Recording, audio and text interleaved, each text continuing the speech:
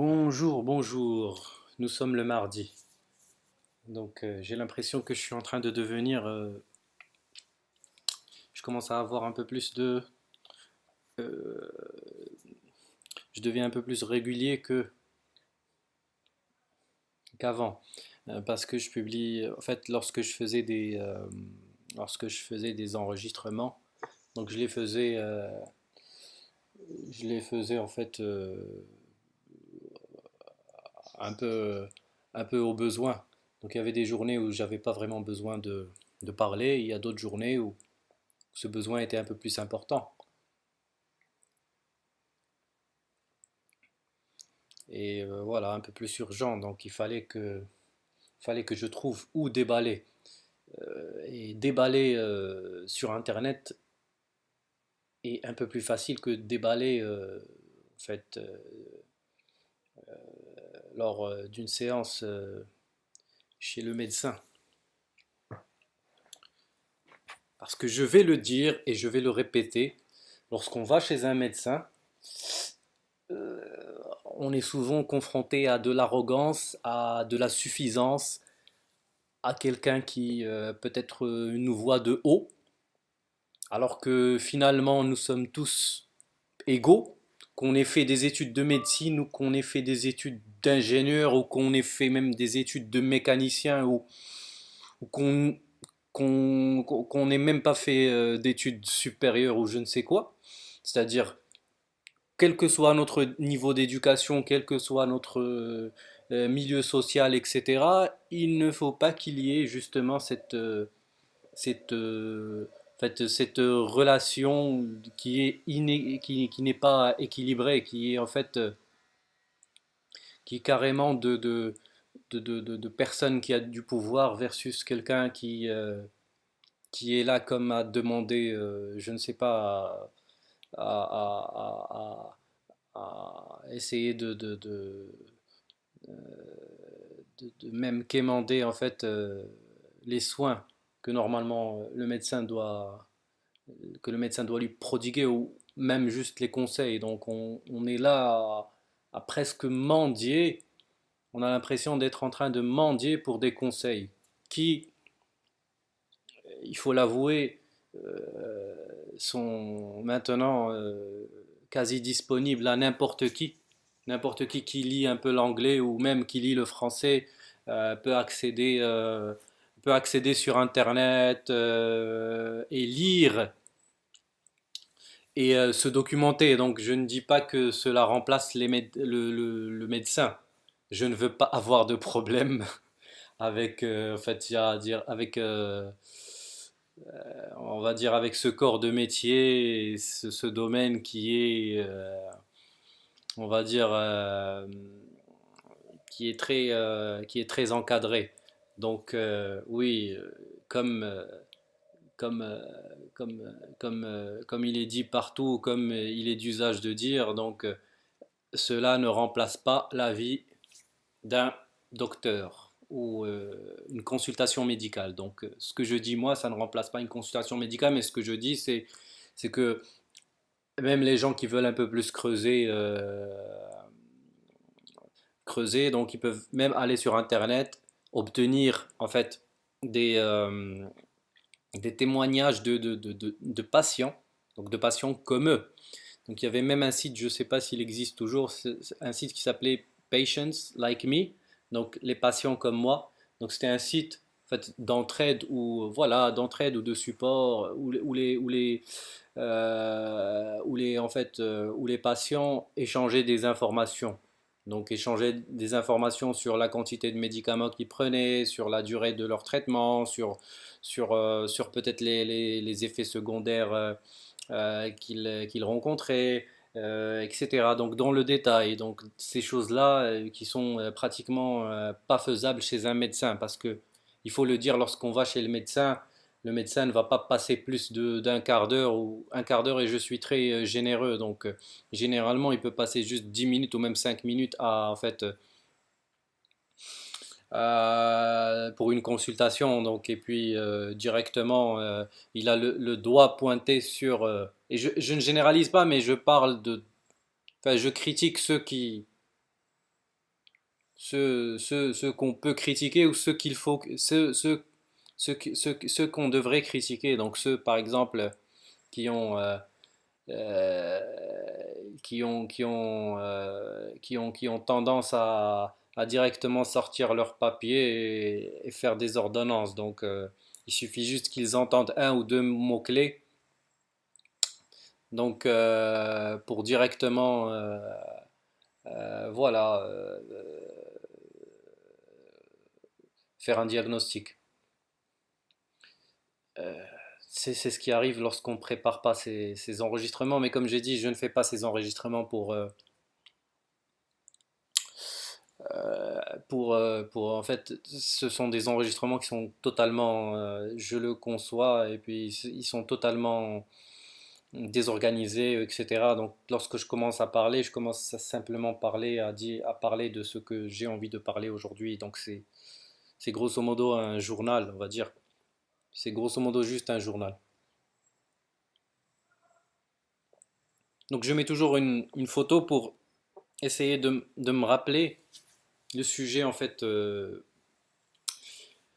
sujet que je veux, que je souhaite aborder. Et donc qu'est-ce que je souhaite aborder comme sujet? Donc voilà, donc ce que je voudrais dire c'est beaucoup de gens qui souffrent de dépression souffrent aussi d'addiction. Donc il y a une catégorie de personnes qui souffrent de dépression mais qui ne savent pas qu'ils souffrent aussi d'addiction. Donc moi, je fais peut-être partie des gens qui souffrent d'addiction, mais mon addiction, je dirais qu'elle est psychologique. Donc je n'ai pas un besoin physique. Enfin, je ressens pas le manque, je le ressens pas physiquement de boire, mais je ressens ce besoin psychologique. Pourquoi? Parce que en fait, l'alcool me rappelle, l'alcool me permet en fait d'atteindre ce stade d'euphorie qui en général me permet, on va dire partiellement, pas totalement, d'oublier et d'expérimenter quelque chose d'autre. Mais ça dure quoi? Ça dure 1 heure, 2 heures, 3 heures, 4 heures, tout au plus. Et je dis bien tout au plus. Donc ça dure vraiment un laps de temps très court. Donc 2 heures, 3 heures, ou voilà, et pas plus de 2, 3 heures. Donc pendant 2, 3 heures, qu'est-ce que je ressens? J'oublie, j'oublie, j'oublie un peu la dépression, mais je ne l'oublie pas complètement. Et c'est ça ce dont je voulais parler. Donc je vais toujours dans le détail, mais c'est juste pour expliquer la situation. Donc ce qui se passe, c'est que dans le détail, je dirais que j'ai des phases, même lorsque je suis en train de consommer de l'alcool, donc j'ai des phases où j'oublie et j'ai des phases où la réalité, la réalité me revient d'un coup. Donc, comme je me fais carrément, je sens que je me fais carrément gifler par la réalité qui me revient et qui me dit, voilà ce que tu es, voilà ce dont tu souffres, voilà comment tu te sens, et voilà le cercle vicieux dans lequel tu te trouves et dans lequel tu n'es pas sorti. Et ne crois pas que parce que tu es en train de sourire ou parce que tu es, on va dire, entre guillemets, joyeux pendant ce court moment, que tes problèmes sont partis et que ta maladie a disparu. Donc, Donc ça, c'est une évolution de ma maladie. Voilà, ça, c'est une évolution. Moi, ce que je veux faire avec ces vidéos-là, c'est montrer que la maladie, que la dépression est une maladie qui est très complexe et que le cerveau, qu'il y a plusieurs niveaux dans le cerveau et que lorsqu'on atteint un niveau où plus rien ne permet le réconfort, ou plus rien ne permet d'avoir cet espoir. L'espoir existe, oui, il existe, on le dit très bien, c'est la dernière chose qui meurt en nous, c'est l'espoir. C'est-à-dire lorsqu'on meurt physiquement, la dernière chose qui va mourir, c'est l'espoir. L'espoir, il reste jusqu'à, on va dire, le dernier souffle peut-être. Peut-être que même il reste même après le dernier souffle parce que je sais pas. En tout cas, il reste, en tout cas, il reste. C'est quelque chose qui reste. Donc moi, ce que je veux dire, c'est que cet espoir-là,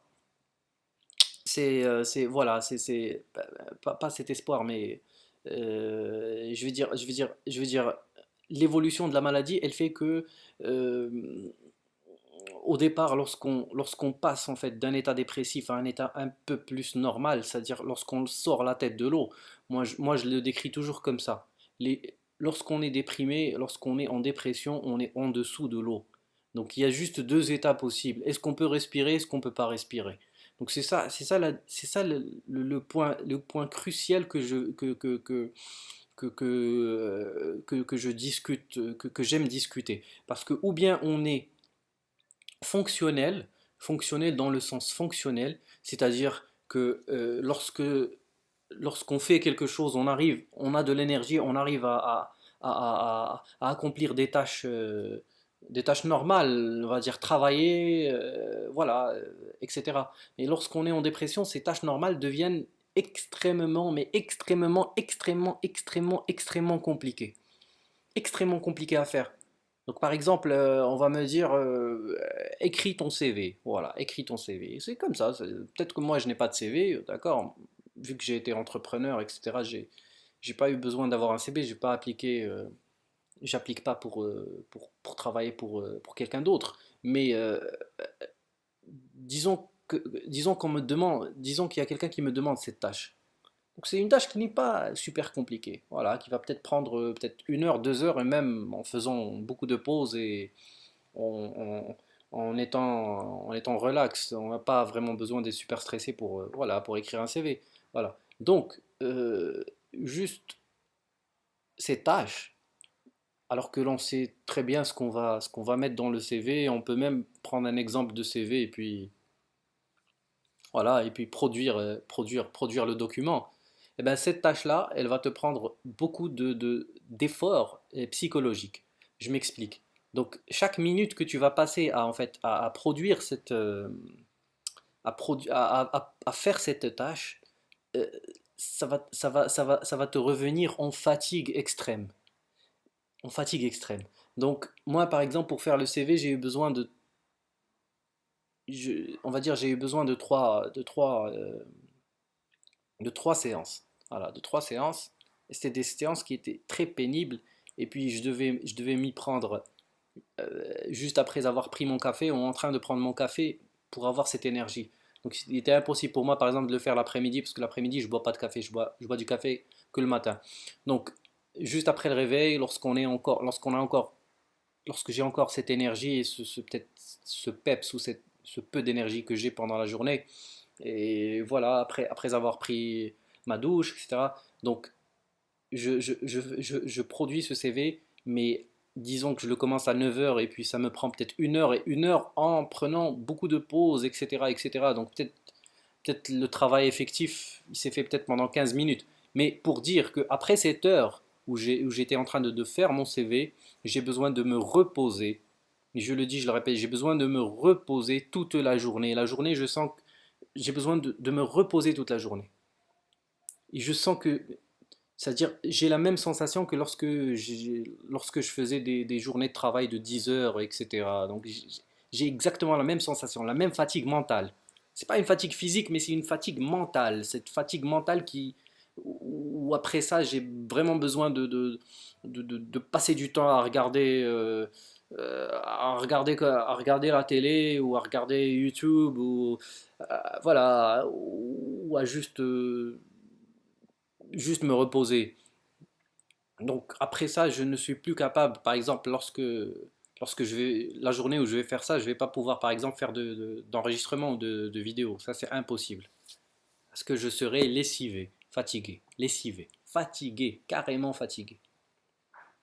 Donc une fatigue mentale indescriptible.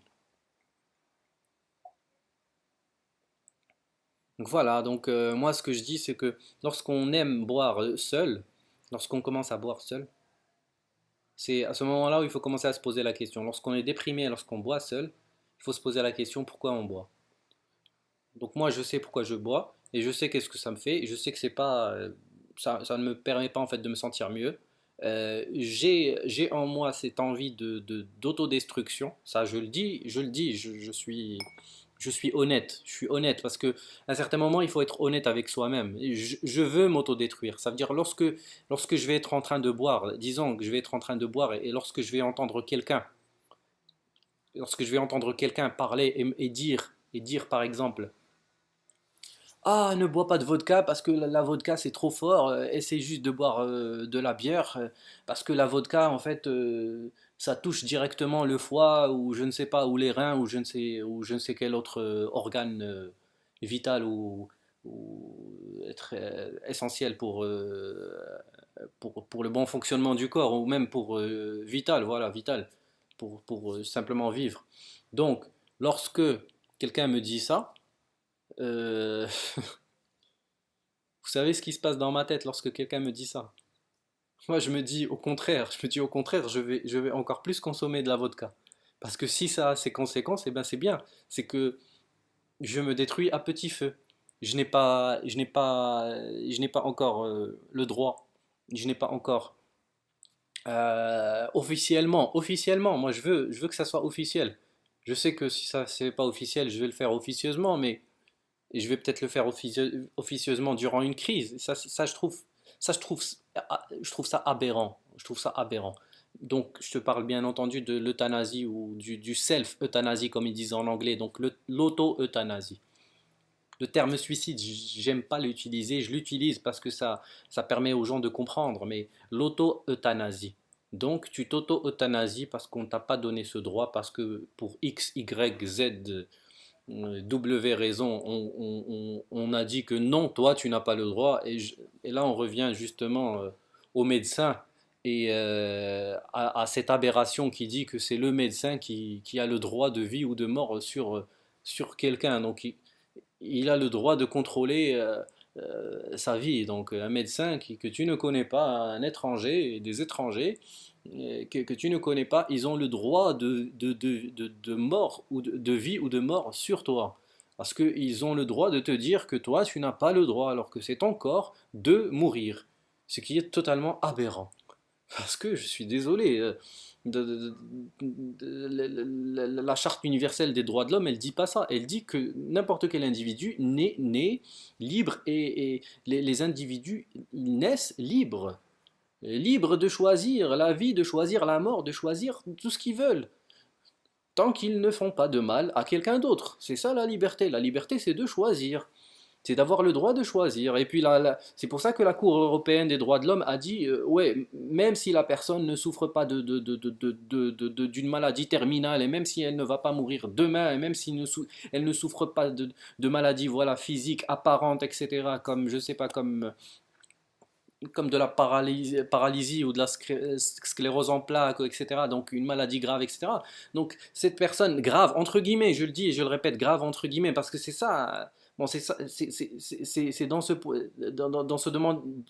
domaine-là que je veux changer les mentalités. Donc grave, pourquoi grave? Pourquoi la dépression n'est pas grave? Lorsqu'on voit toute la quantité de médicaments que nous, les dépressifs ou nous qui souffrons de maladies mentales doivent prendre, donc il faut se rendre compte que c'est une maladie qui est grave, qui est très grave, très très grave et qui est handicapante. Et ça, c'est reconnu par l'Organisation mondiale de la santé, ou je ne sais pas, l'OMS. Donc, lorsque cette maladie est grave, elle est reconnue, elle n'est pas juste visible. Peut-être lorsque tu es en train de marcher dans la rue, c'est pas visible. Donc on ne peut pas dire ah toi tu souffres de dépression. Peut-être que c'est pour ça. Peut-être que lorsqu'on n'arrive pas, ce n'est pas aussi évident à voir que quelqu'un sur une chaise roulante. Mais c'est peut-être aussi grave. C'est peut-être aussi grave. Donc euh, donc voilà. Donc lorsque quelqu'un me dit et pour ça, c'est juste pour que les gens comprennent euh, qu'il y a des personnes qui sont arrivées à ce stade-là. Et il y a des personnes qui sont juste là, qui ne savent même plus pourquoi ils sont là. Donc là, je respire, je mange, je dors, mais je ne fais que ça. Je n'ai plus envie de vivre. Je n'ai plus envie de vivre. Voilà, je consomme de l'alcool, mais l'alcool, ce n'est pas le problème. Comme je dis, je n'ai pas une addiction physique à l'alcool. Peut-être que ça arrivera. Peut-être que le fait d'en consommer comme ça finira peut-être par arriver. J'aurai peut-être une dépendance physique à un certain moment. Je ne sais pas. J'espère pas.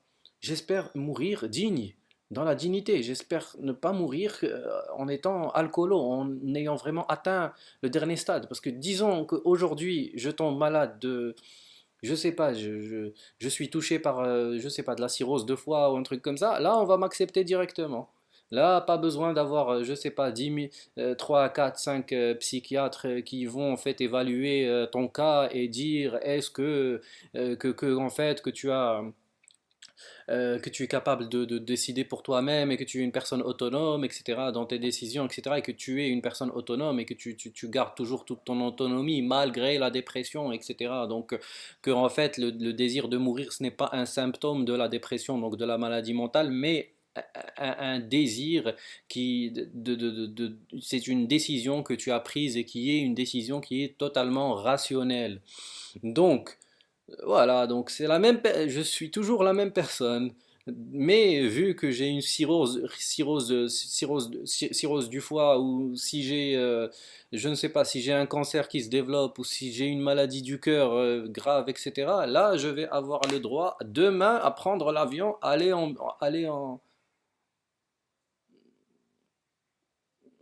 en Suisse, et puis boire le Nembutal.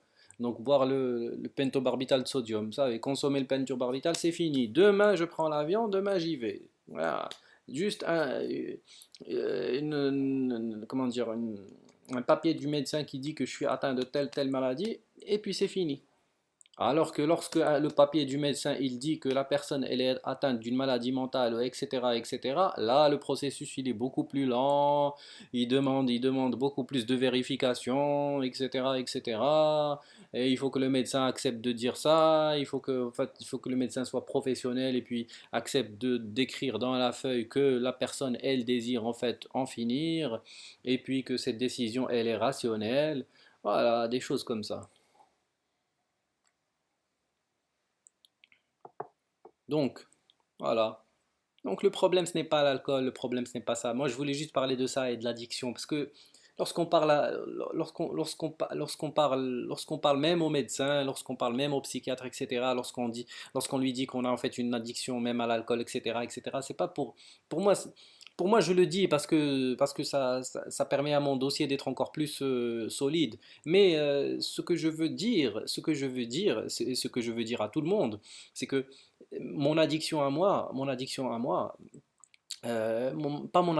mais mon problème à moi, mon vrai problème à moi, ce n'est ni l'alcool ni tout ça. Mon problème, c'est ma maladie, c'est ma dépression. Voilà, c'est ma maladie, ma dépression qui m'empêche de vivre. Voilà. Je n'ai plus de qualité de vie, je l'ai dit, je le dis, et je le dis, et je le dis, et je le répète, je n'ai plus de qualité de vie, donc je ne veux plus vivre, je ne veux plus me réveiller le matin. Je me réveille, à chaque fois que je me réveille le matin, j'ai 5 ou 10 minutes je ne sais même pas comment je me sens. Je ne sais pas comment dire. Je ne sais pas, j'ai 5 10 minutes où je veux exploser, où je veux éclater, où je me dis pourquoi? Pourquoi encore? Pourquoi encore une journée? Pourquoi encore une journée? Les gens ne comprennent pas, les gens ne comprennent pas, les gens ne comprennent pas, les gens ne comprennent pas que c'est un besoin qui existe depuis longtemps, depuis les années 2000. Depuis pratiquement les années 2000. C'est un désir qui est donc rationnel parce que c'est une demande qui est répétée.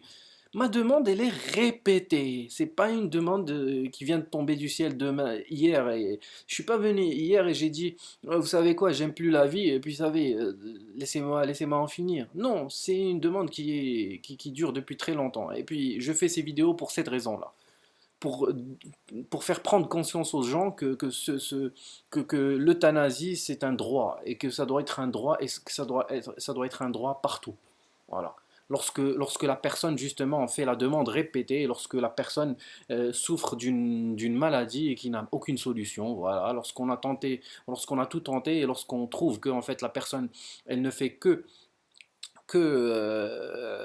continuer à dégringoler, ça veut dire lorsque son état de santé ne fait qu'empirer, eh ben, à un certain moment, il faut se dire, que l'état de santé ne fait que s'aggraver, on va arriver à quoi? On va arriver à une personne qui va devenir alcoolo, qui va commencer à mélanger en fait les antidépresseurs avec l'alcool et qui va faire des choses qui sont complètement qui vont lui ôter tout ce qui lui reste, c'est-à-dire sa dignité. Donc lorsqu'on devient peut-être dépendant à je ne sais quel médicament, lorsqu'on n'a plus de dignité, lorsqu'on n'a plus de dignité et lorsque personne va nous aider, d'accord? Lorsque personne n'aidera, parce que les gens, et même les gens qui sont à l'extérieur, mais les gens qui parlent et qui vont te dire, non, fais un effort, essaie de vivre, ces gens-là, ils vont pas, ils seront jamais là ils seront jamais là pour toi lorsque tu seras peut-être dans la rue ou lorsque tu seras en train de crier dans la rue et je ne sais quoi faire, etc. Parce que c'est bon, tu as atteint ce niveau où tu ne peux plus supporter, où la situation devient insupportable et quasiment